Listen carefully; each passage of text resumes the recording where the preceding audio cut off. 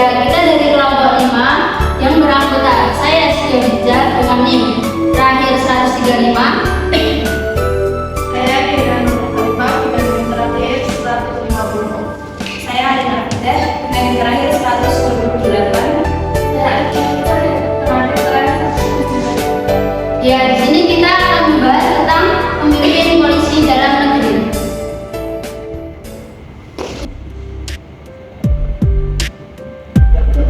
Yang pertama, saya akan menjelaskan siapakah orang yang murtad. Mereka adalah suatu kelompok yang murtad setelah masuk Islam, baik Islam dari lahir atau mu'alaf. Dalam hukum murtad, keduanya itu sama. Orang yang murtad dan berpindah agama tidak boleh dibiarkan dan tidak boleh diakui, karena pengakuan akan sesuatu mengharuskan seseorang untuk tunduk dan taat pada aturan dan hukumnya. Rasulullah bersabda, "Man baddala dinahu faqtuluh." Siapa yang mengganti agamanya, maka bunuhlah dia. Hadis riwayat Bukhari dari Ibnu Abbas.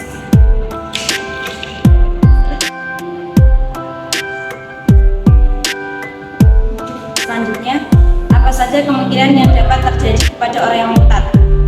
Yang pertama, Imam Malik, aku tidak menerima taubat orang yang murtad kepada kezindikan yang tersembunyi, kecuali jika ia menjelaskan dengan sendirinya.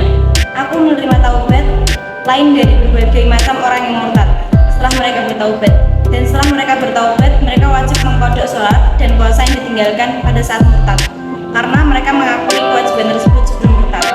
Yang kedua, Abu Hanifah, mereka tidak perlu mengkodok karena mereka sama seperti orang mu'alaf. Siapa yang murtad namun telah melaksanakan haji, maka hajinya tidak batal karena kemurtadannya, dan siapa yang bertahan pada kemurtadannya maka wajib dibunuh, baik pria atau wanita.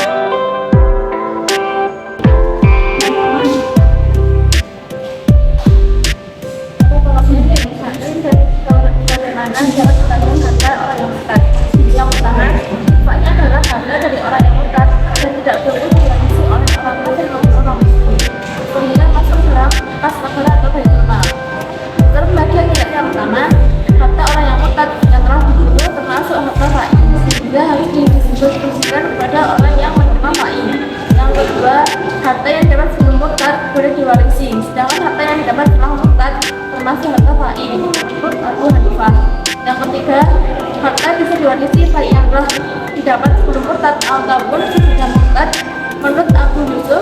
Yang keempat, jika ia bergabung ke negara musuh, maka ia dianggap meninggal dan hartanya dibagikan pada ahli waris, dan jika ia pulang, ia dapat meminta kembali sisa hartanya.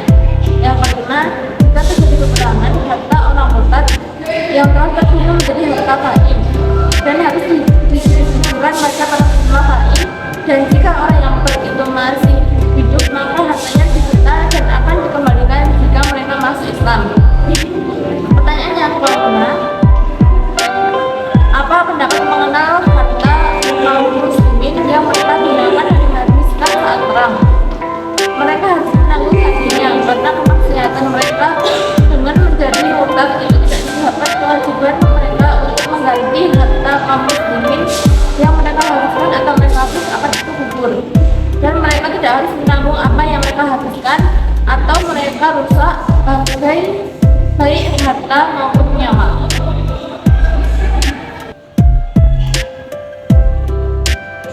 Selanjutnya, bagaimana cara memerangi pemberontakan menurut Islam?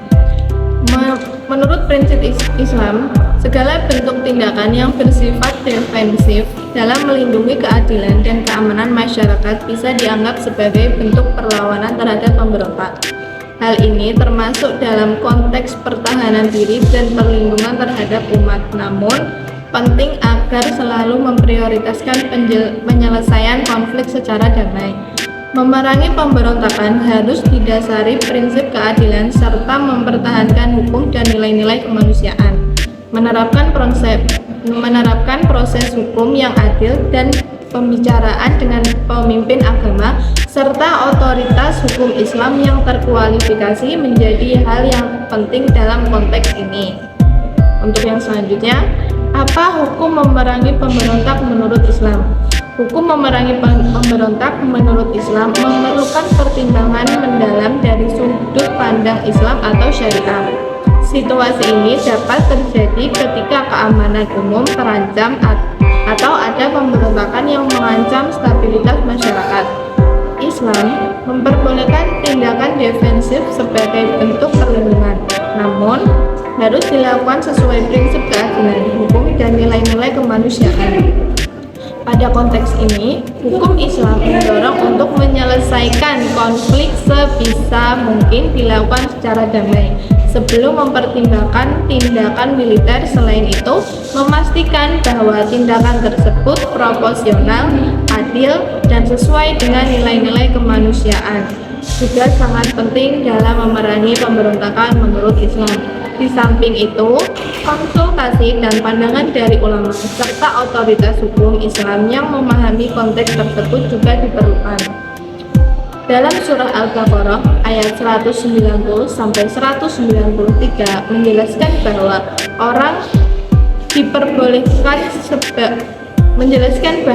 perang diperbolehkan sebagai bentuk pertahanan, namun hanya ketika umat Islam mengalami kezaliman atau penindasan yang mengancam mereka.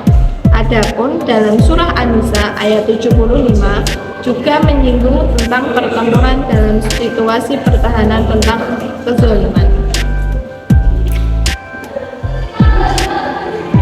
Lalu selanjutnya kita akan membahas bagaimana sih hukum memerangi pemberontak menurut undang-undang. Di Indonesia, hukum memerangi pemberontak diatur dalam pasal 106 Kitab Undang-Undang Hukum Pidana. Pasal ini menyatakan bahwa orang yang melakukan pemberontakan dapat dikenai hukuman penjara sementara atau bahkan hukuman penjara seumur hidup. Artinya, menurut undang-undang di Indonesia, tindakan pemberontak dianggap sebagai pelanggaran serius terhadap keamanan negara, dan orang yang terlibat dalam tindakan tersebut dapat dikenai hukuman yang berat, seperti hukuman penjara seumur hidup. Tujuan hukuman ini untuk menjaga stabilitas negara dan keamanan masyarakat dari ancaman pemberontakan. Pasal 108 Kitab Undang-Undang Hukum Pidana menyatakan bahwa barang siapa bersalah karena pemberontakan diancam penjara paling lama 15 tahun. Kemudian pada ayat 2 menyatakan para pemimpin dan para pengatur pemberontakan diancam dengan penjara seumur hidup atau pidana penjara sementara paling lama 20 tahun. Lalu selanjutnya kita akan membahas apa yang dimaksud brahmacorah atau biasa disebut dengan residivis. Brahmacorah atau residivis adalah penjahat yang mengulangi kejahatannya. Jika sekelompok penjahat berkumpul untuk melakukan serangan bersenjata, melakukan pembegalan di jalan, merampas harta, membunuh nyawa manusia, serta mengganggu orang yang jalan, maka mereka termasuk pelaku pemberontakan. Allah berfirman dalam surat Al-Maidah ayat 33 yang artinya, hukuman bagi orang-orang yang memerangi Allah dan Rasulullah dan membuat kerusakan bumi hanyalah dibunuh atau disalib atau dipotong tangan dan kaki mereka secara silang atau dari tempat kediamannya, dan demikian itu kehinaan bagi mereka di dunia dan di akhirat, di tempat mereka mendapatkan azab yang besar.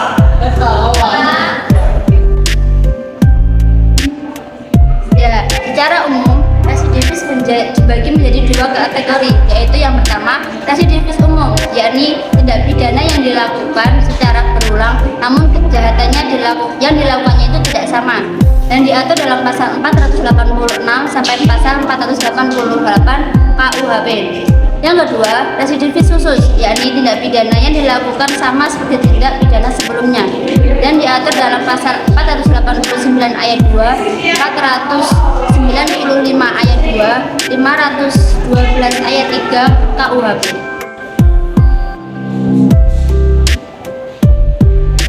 Selanjutnya yaitu apakah para fuqaha sependapat tentang hukum yang telah terangkan pada surat Al-Maidah ayat 33. Ada tiga pendapat mengenai hal ini. Yang pertama, menurut pendapat Sa'id Ibnu Musayyab, Mujahid Hatta, dan Ibrahim An-Nakhai, yakni kebenaran dan orang yang ia tugaskan untuk memerangi mereka dapat memilih salah satu dari tindakan berikut. Yang pertama, membunuh mereka namun tidak miliknya. Yang kedua, membunuh mereka dan menyalibnya. Yang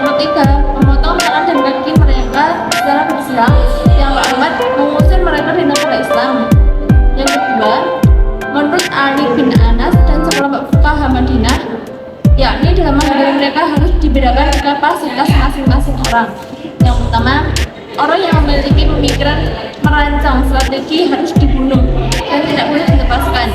Yang kedua, yang memiliki kekuasaan dan kekuatan dipotong kaki dan tangan secara fiskal. Yang ketiga, dan yang tidak memiliki pemikiran dan strategi ditakdir dan dipenjara. Yang ketiga, menurut Ibnu Abbas, Hasan Qatadah, Saudi dan mazhab Syafi'i, yakni mereka diklarifikasikan berdasarkan pendapat perbuatan mereka, bukan perbedaan sifat dan kapasitas mereka, yaitu yang pertama, orang yang membunuh dan merampas harta orang lain dihukum bunuh dan salib. Yang kedua, orang yang membunuh namun tidak merampas dia dibunuh namun tidak disalib. Yang ketiga, orang yang mengambil harta orang lain namun tidak membunuh dihukum potong kaki dan tangannya ditaruh silau. Yang keempat, orang yang berada di kelompok itu mengambil kelompok itu serta ditakuti masyarakat tapi tidak turut membunuh dan merampas harta, maka dihukum takdir tetapi tidak dibunuh dan tidak pula dipotong kaki dan tangannya.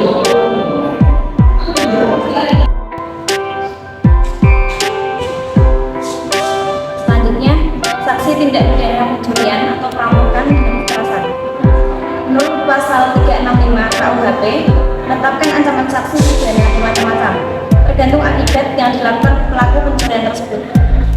Yang pertama, 9 tahun hukumannya ketika pencurian dengan didahului, diikuti atau disertai ancaman dan kekerasan terhadap korban. Yang kedua, 12 tahun ancaman hukumannya, yakni ketika A.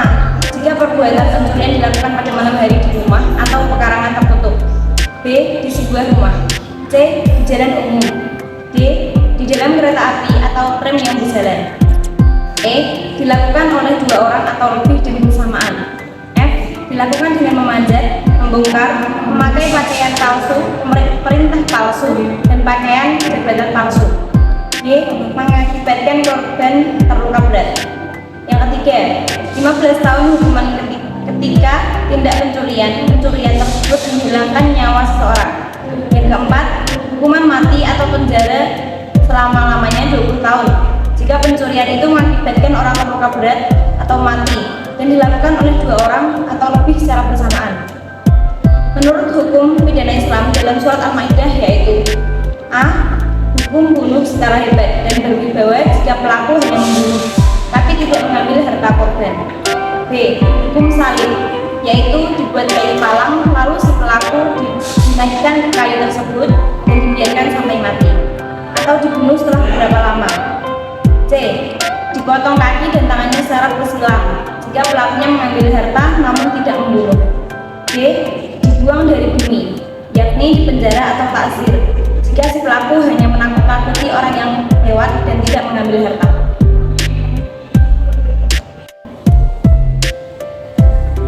Ya, cukup sekian presentasi dari kami. Apabila ada salah kata, kami mohon maaf. Berakhir, wassalamualaikum warahmatullahi wabarakatuh.